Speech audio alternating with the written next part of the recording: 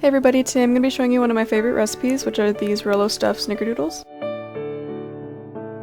For the ingredients, you're going to want all-purpose flour, granulated sugar, Rolo candies, baking soda, ground cinnamon, vanilla extract, cream of tartar, salted butter, and 2 eggs.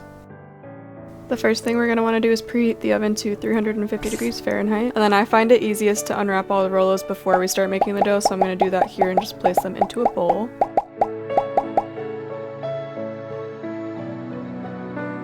In a large bowl, we're going to take 1 stick of softened salted butter, as well as 1.5 cups of sugar, and then we're going to mix that together.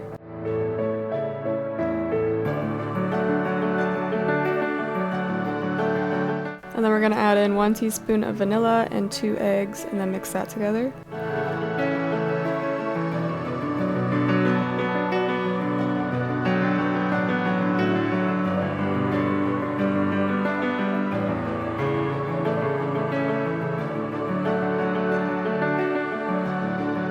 And then bit by bit, we're going to add 2 3/4 cup all-purpose flour, and then we're going to mix in between.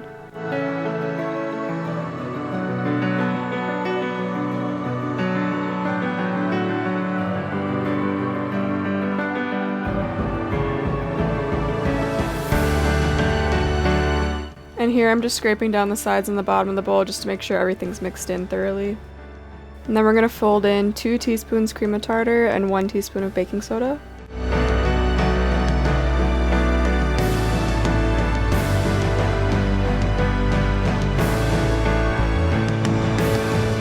And my fridge was super full here, so don't mind that, but we do want to place the dough in the fridge for 5 minutes. And then we can line our trays with parchment paper, and once the dough's out of the fridge, we're just going to take about a tablespoon or 2 and roll it out and place them about 2 inches apart on the pan.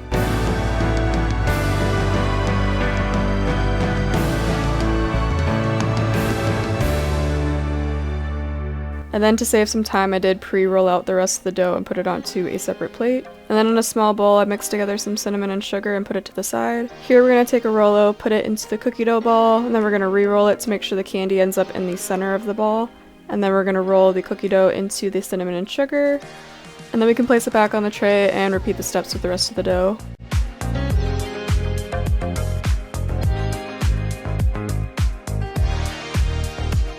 And then we're going to put this in the oven for about 9 to 10 minutes or until it's golden brown.